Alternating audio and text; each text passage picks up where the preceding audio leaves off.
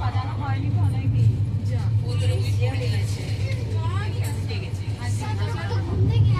সব একই অবস্থা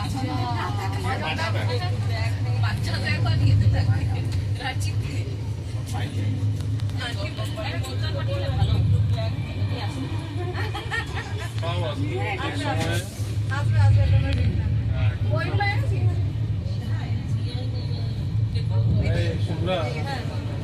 বিলকটা দিয়ে দিই।